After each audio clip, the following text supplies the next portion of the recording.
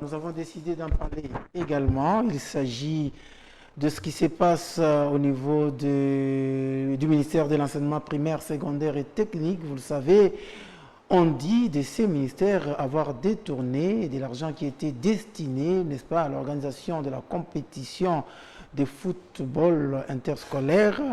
L'IGF a donc des éléments, les inspecteurs de l'IGF ont donc des éléments repris dans un rapport qui accuse l'IGF d'avoir détourné un certain montant. Ce dernier dit que c'est faux.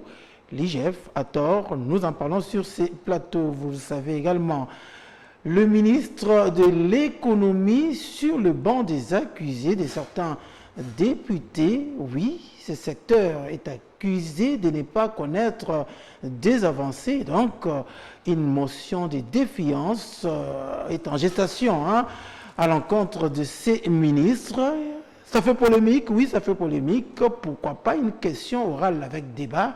Mais justement, on va directement à cette notion de, on va dire, cette notion de démission.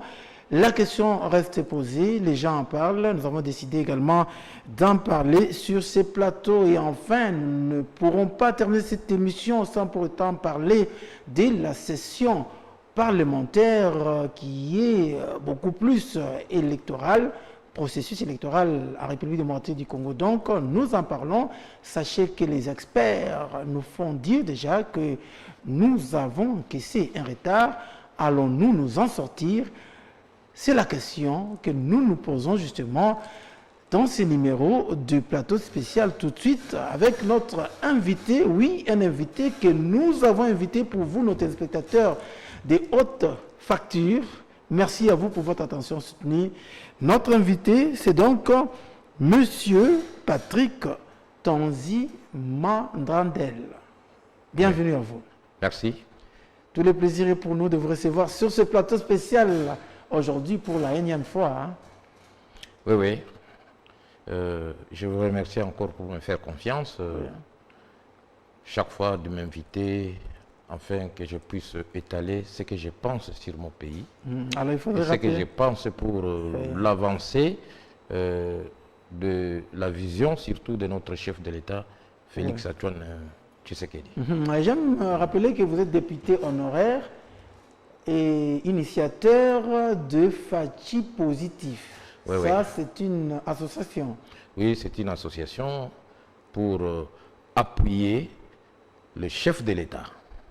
Les actions du chef de l'État, la vision du chef de l'État. Et non pas les actions du gouvernement, la vision des membres du gouvernement. J'allais dire les actions des membres du gouvernement. Quand je dis le chef de l'État c'est le visionnaire. C'est lui qui a la vision. Et le gouvernement est là en fait de matérialiser la vision du chef de l'État.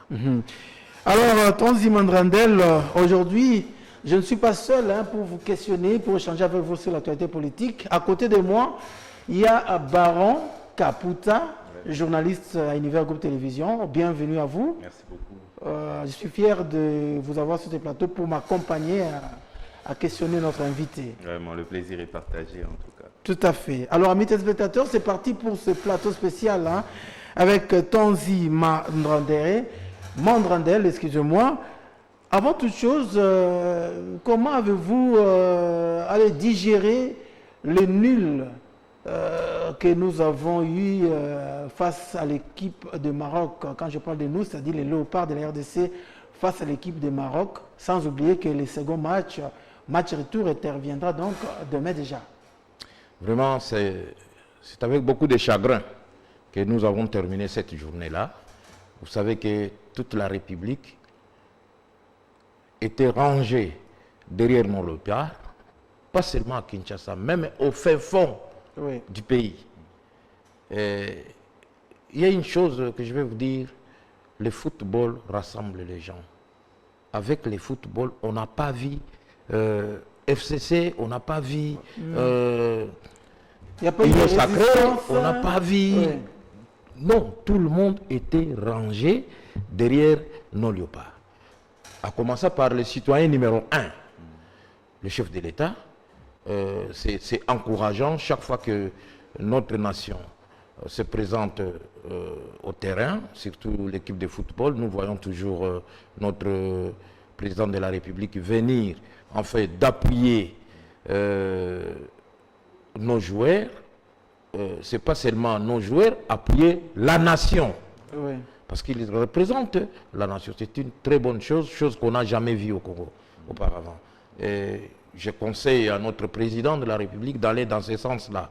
Et je lis quelque part qu'il a promis d'être au Maroc. Félicitations, président. Accompagnez, nous sommes là, toujours derrière nos léopards, derrière vous. Et vous-même, papa, comme vous êtes devant, et nous, les fils, nous vous suivons.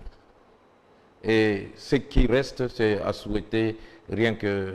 Vous savez, les équipes du Maghreb, ils ont bâti toutes les équipes africaines ces jours-là, sauf la République démocratique du Congo qui a fait un but partout. Ah, donc vous n'avez pas de raison... Le Maroc vous n'avez plus de raison de vous sentir dans ça a un peu consolé. Ça a un peu consolé. Au moins nous avons quand même résisté face aux équipes de Maghreb. Parce que vous voyez, l'Algérie a bâti les Cameroun. Chez eux, au Cameroun. Oui, au Cameroun. Nous voyons aussi l'Égypte a bâti le Sénégal. Et il n'y a que nous. Nous avons fait un but partout. Et aussi félicitations à nos joueurs, malgré que c'était un but partout. La Tunisie oui, la Tunisie aussi. A battu aussi, je crois, le Mali. A battu aussi le Mali. Oui. Aussi, la qualité des jeux que nos joueurs ont présentés, c'est encouragé. Et nous les encourageons toujours, nous les demandons d'aller dans ce sens-là et de mettre un peu, peut-être il manquait les piments ou encore un peu du sel, d'y ajouter pour que nous soyons qualifiés. Mais honorable, vous pouvez aussi pronostiquer par rapport au match de demain alors? Vous avez... Le match de demain pour moi c'est d'1. Ok. D'1 à notre faveur. Wow. Donc vous êtes sûr que la République démocratique du Congo peut battre le Maroc à domicile? Certainement. Ouais. Moi je suis sûr avec nos joueurs. Vous savez que le coach à tous les plans, c'est lui. Nous sommes à l'extérieur. C'est le coach qui connaît chaque joueur. Quel sera maintenant le rôle de chaque joueur à ce match-là qui est plus décisif que ce que nous avons joué à Kinshasa? Et nous avons encore beaucoup de potentialités qui n'ont pas joué. Ils sont là. Peut-être notre coach saura. On verra peut-être au Maroc. Je dis bien au conditionnel. Peut-être une autre équipe qui va jouer encore plus que celle qui a joué ici à Kinshasa. Moi, en tout cas, je suis d'accord et je suis sûr avec nos léopards qu'ils vont décrocher la qualification à D1. Allez-y donc, les léopards, nous comptons sur vous pour décrocher la qualification, disait tantôt l'honorable Mandrandel. 2-1, nous l'espérons vraiment. Et nous attendons à ce que vous puissiez réveiller toute la RDC. L'honorable venait de dire tantôt que lors du match, avec le football, il n'y a pas de FCC, il n'y a pas de résistance, il n'y a pas d'opposition, il n'y a pas de Kofi ailleurs, Wazé quoi ailleurs. On les a vus d'ailleurs presque ensemble, chantant à l'unisson pour pouvoir encourager les léopards et voir ces pays décrocher la qualification pour le Qatar 2023. Alors, honorable, Fachi positif, pourtant, les longueurs de journée, on assiste à des scandales. Oui, des scandales avec notamment des tournements ici, précisément avec les PST. On parle d'un certain montant. On a vu ces gens se livrer dans une guerre médiatique. Le PST qui a parlé de 60 000 $ remis à Transco. Transco qui dit, je n'ai perçu que 16 000 $. Vous êtes Fachi positif, le peuple congolais attend le positif. Mais lorsqu'on vit ce genre de choses, ne trouvez-vous pas, finalement, que c'est mettre encore dans la tête du Congolais le désespoir, alors qu'il y avait une lueur d'espoir devant? Oui, monsieur le journaliste, je les lis, je suis aussi dans des débats. Ces histoires qui se passent au niveau du ministère de l'enseignement primaire, secondaire et technique, aussi même au ministère de l'économie. Ce sont des histoires qui me font la nausée. Parce que si nous voulons le changement, nous devons laisser les anciennes habitudes.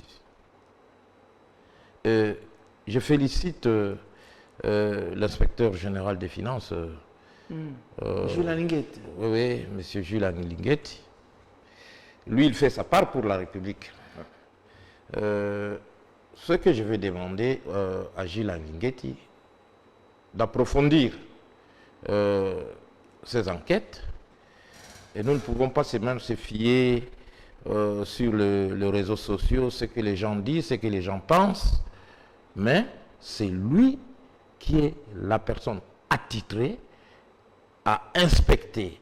S'il y a des doutes, il faut mettre le ministre sous examen. C'est ça ce qui se dit. Il doit se mettre sous examen.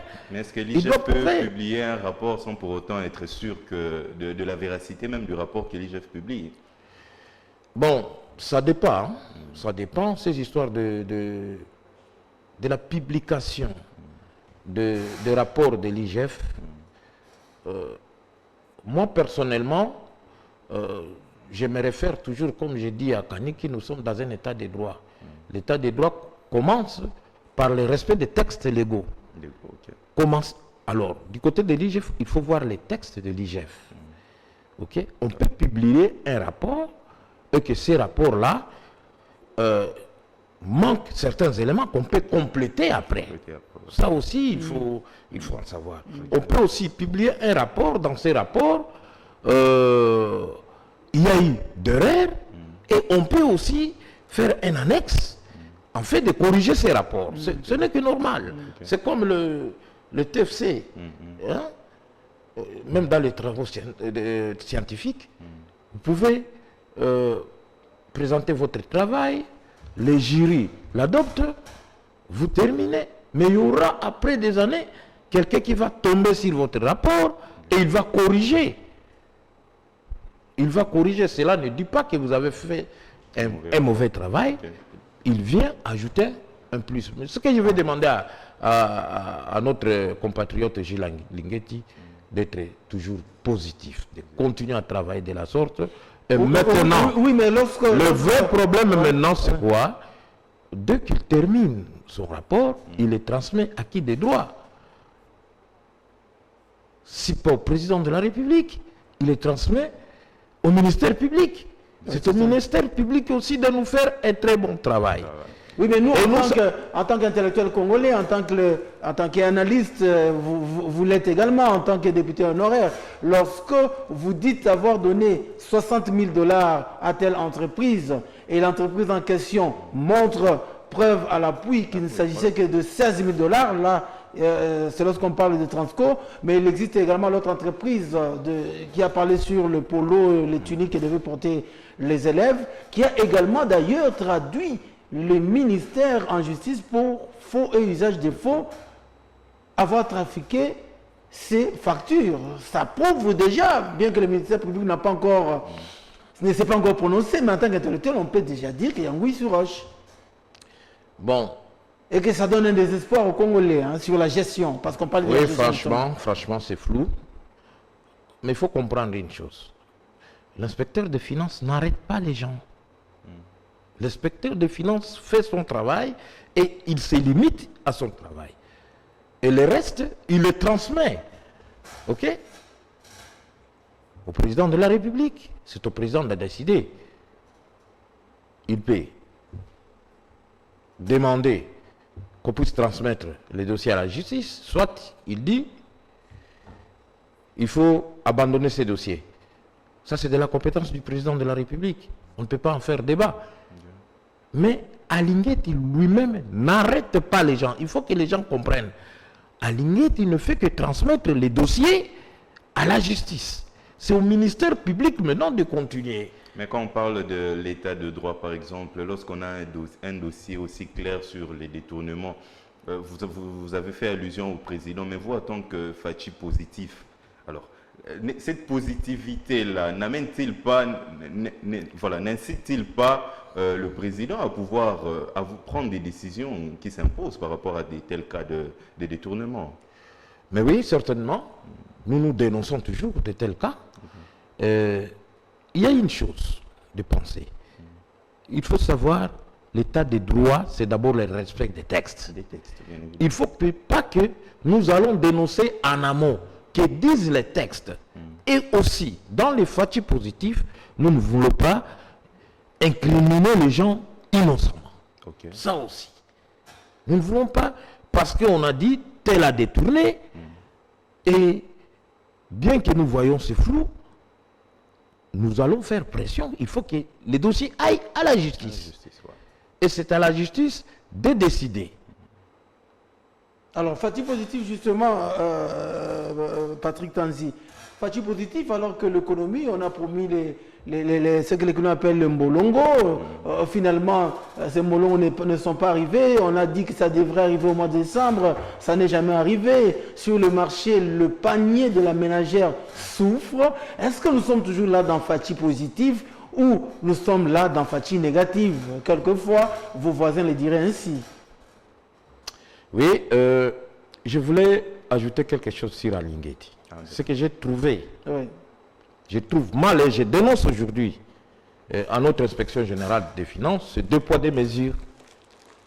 2 poids 2 mesures. Pourquoi certains, dès qu'il y a suspicion, ils sont arrêtés, transmis directement à Makala? Pour les autres, non. Arrêtez, vous dites. Alors, vous allez dire qu'il n'est pas censé arrêter, justement. Oui, il n'est pas censé arrêter. Oui. Mais il y a des dossiers, dès qu'il y a suspicion, les dossiers, même ça être conclu, est transmis directement à la justice, et la justice a saisi la personne et les transmettre directement à Makala. Mais pour les autres, ça tarde, rien ne se fait, non. Mais ça dépend aussi de la qualité de preuve. Là, c'est aussi violer la Constitution, parce que la Constitution dit que tous les Congolais sont égaux devant la loi. Sa distinction des origines, des races, des sexes, tout. Tous les Congolais sont égaux devant la loi. On ne peut pas comprendre. Aujourd'hui, il y a suspicion du côté A, les mêmes suspicions pèsent du côté B, on arrête A, on laisse B. Là aussi, ça commence déjà, l'odeur se sent mal hein, sur les avenues et ça vient peut-être polluer l'atmosphère, la confiance que les gens ont envers l'inspection des finances. En outre, il s'avérait, je l'ai dit au conditionnel, que les inspecteurs des finances sont accrédités dans des entreprises, dans des services. Oui, c'est un bon travail. J'en prends. Il y a les gens qui disent non, ça ne peut pas. Non. Les contrôles de l'inspection peut être en amont, avant, pendant et après. Ce n'est que normal. Mais ce que j'aurais appris que ces inspecteurs, quand ils sont envoyés travailler dans des entreprises, dans des services, ils sont en charge de ces services-là. Là, moi je dis non. Non, ils sont les agents de l'État, de la présidente de la République. Et dès qu'on les envoie, ils ont leurs frais d'émission. Ils n'ont même pas $1. L'entreprise n'a même pas $1 à donner comme frais d'émission ou quoi, même pas acheter un stylo. On sous-entend qu'ils sont en mission, ils ont tout. Voilà des histoires que nous devons cesser. Vous savez, quand le chef de l'État ou un ministre, soit une autorité, va à la province, vous savez les dépenses qui se font. Quand le président... Vous parlez de frais d'émission? Moi, j'ai dit les dépenses, c'est-à-dire qu'il y a double dépense. Oui. Le gouvernorat va dépenser. Oui. Par contre, les gens qui quittent ici en mission, ils ont leurs frais d'émission, leur prise en charge. C'est-à-dire, quelqu'un d'un ministère, quand il quitte ici, il va par exemple au Bas-Congo, en mission. Je vous dis et je vous rassure, il a ses frais d'émission déjà ici. Dans ces frais d'émission, vous avez la restauration, la bienfaisance, vous avez aussi le logement. Mais ces frais ne sont peut-être pas toujours suffisants. Non. Non, vous ne pouvez pas dire comment suffisant. Okay. Pour vous envoyer, c'est pas moi à Kassangoulou, mais on sous-entend que si vous allez par le bus coûte autant. Okay. On a ces chiffres-là. On sait que à Kassangoulou, en tout cas, des calculs sont faits pour... Les calculs sont faits. Comment vous allez... Voilà, pas pour vous faire rire, mais moi j'étais choqué au scandale qui est passé avec des députés. Avec les députés provinciaux. Chassés de l'hôtel. Wow. Qui est-ce que vous voulez les écriminer? Qui?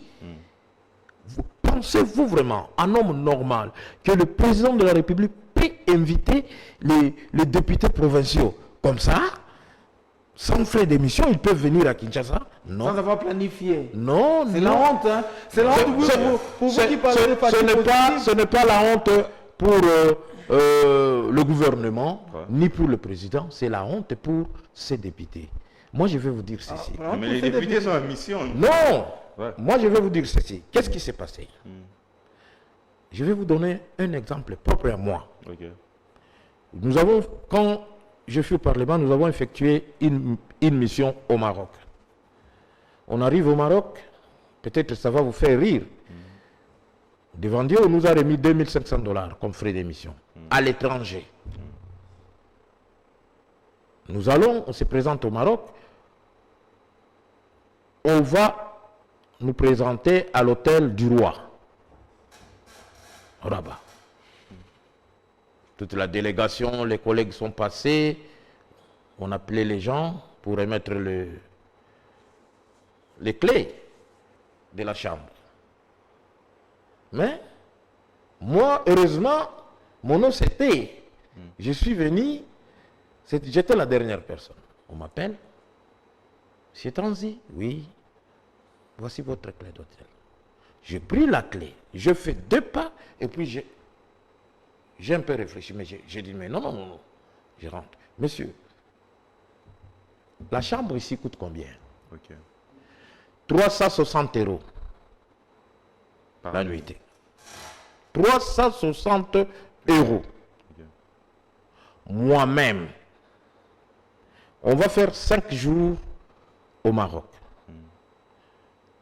Déjà avec le $2500. Ça vous fera 1800 € pour la chambre. Oui, j'ai laissé $1000,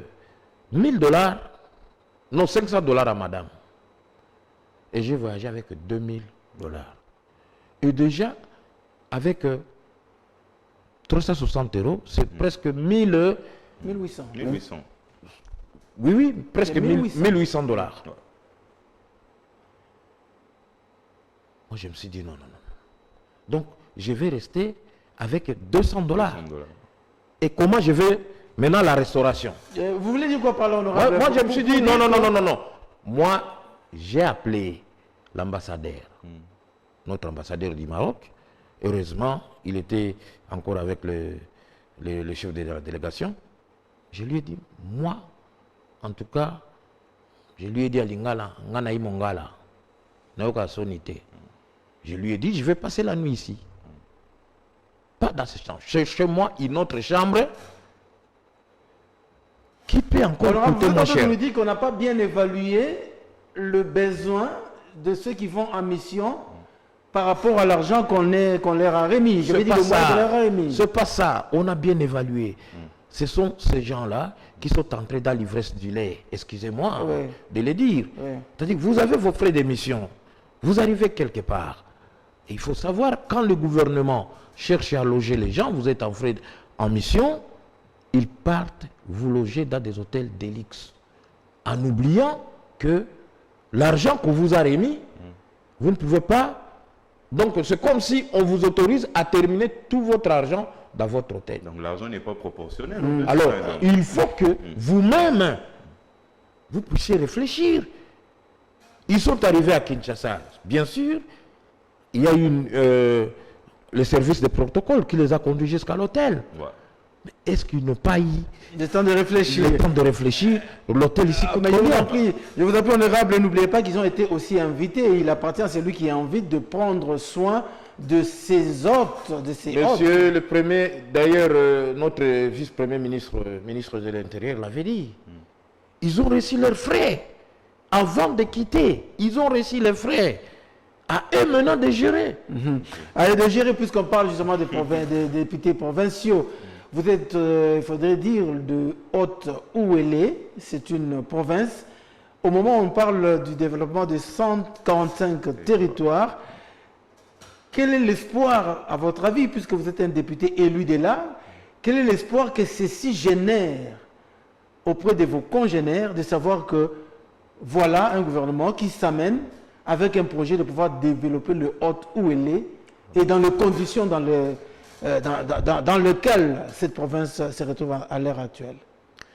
Monsieur le journaliste, un jour, je vous ai dit sur ce plateau, notre président peut changer ce pays dans une année. Une seule année. C'est possible. Nous en sommes à 4 ans. Donc.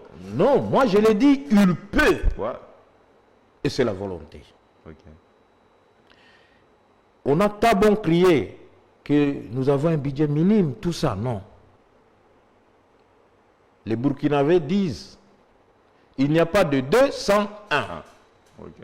Donc, il n'y a pas de 10 sans 9. Pour atteindre 10, il faut passer toujours par 1, 2, jusque-là.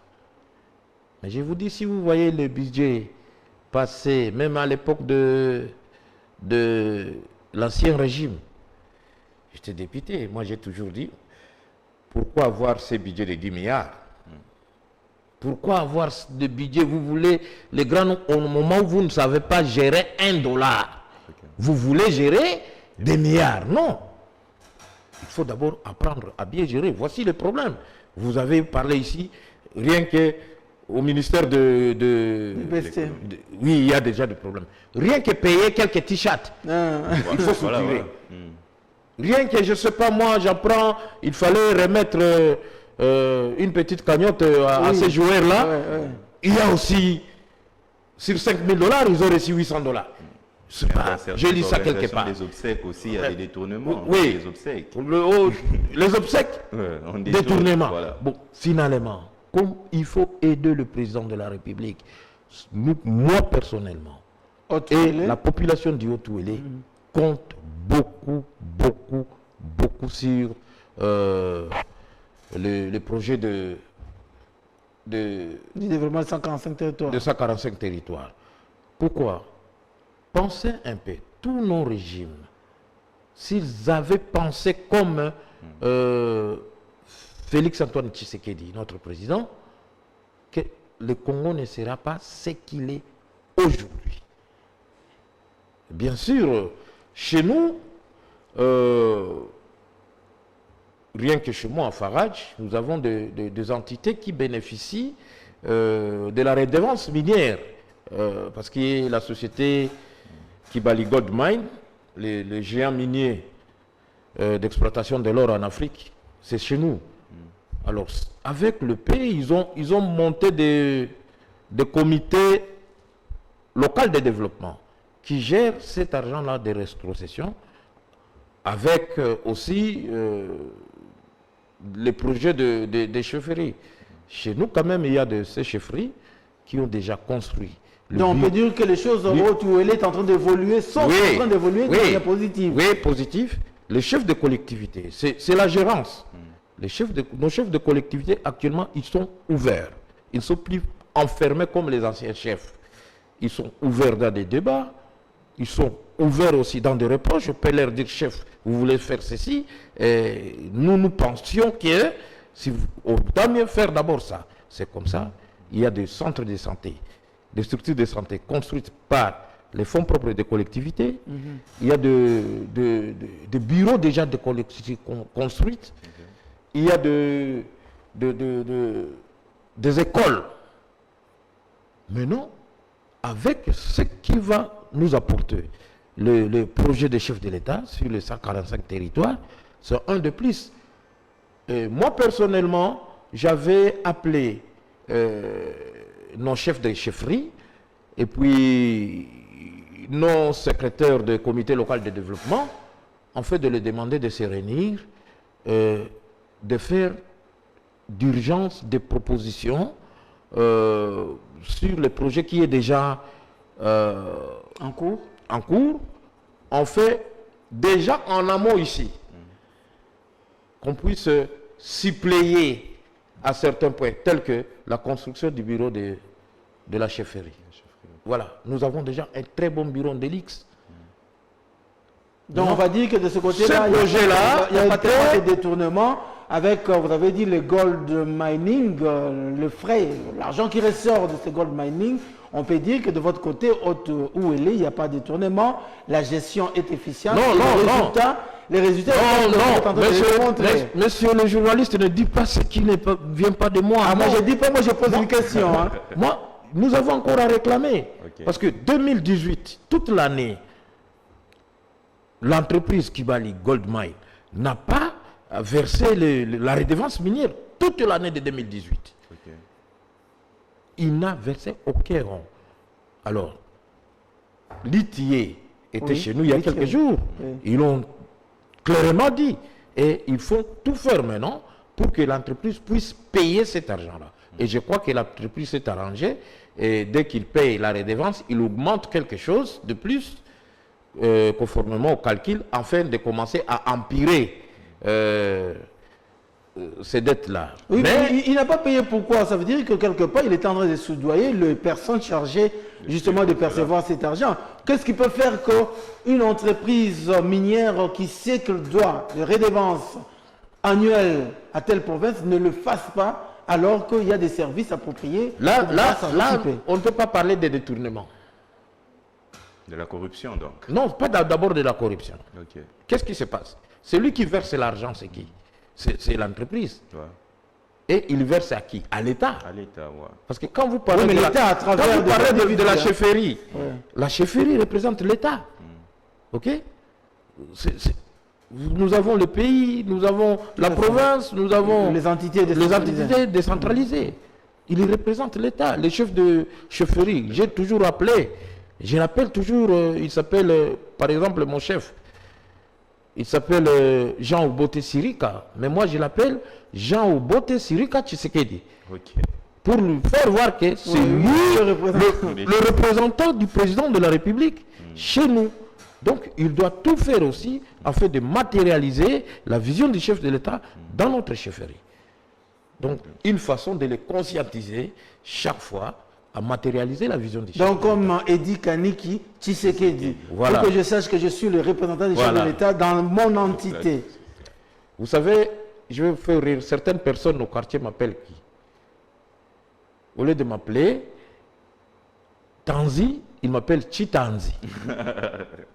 Pour dire que moi, je suis devenu Moulouba. Moi, je dis non, je ne suis pas Moulouba.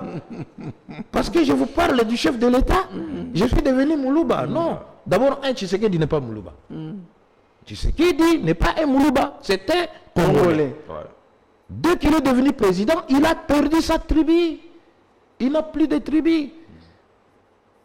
Si vous allez à Farage, quelqu'un peut vous dire Tshisekedi est logo. Et aujourd'hui, il y a des familles qui ont eu de nouveaux bébés au Congo, qui ont donné le nom de Tshisekedi à leurs enfants. Sans être kassaïen. Sans être kassaïen. Et le logo là qui s'appelle Tshisekedi, vous allez dire il est Moulouba. La question va se poser. Alors dire que le président, il a déjà perdu sa tribu. Alors, Baron Kaputa, on va rester au haut où elle est, puisque Tanzi est député élu de cette partie des... député honoraire. Honoraire, oui, élu de cette partie de la République, justement. Est-ce que, avec la présence de mining, le financement de 145 territoires, du programme de 145 territoires, vous avez espoir, vous, devant ceux qui vous avez élus la fois passée, vous avez espoir que le Haut-Ouélé pourra devenir l'une des provinces le plus beau, le plus développé de la République démocratique du Congo, en connaissant vos administrateurs qui gèrent justement l'entité. Bon, vous savez, le projet là, moi je ne suis pas dans ces projets-là complètement. Mais je suis dans ces projets-là parce que je suis parti positif. Je veux déjà sensibiliser nos gens partout là où nous sommes. Nous devons ouvrir grandement nos yeux pour que cette fois, on ne détourne pas l'argent de ces projets-là.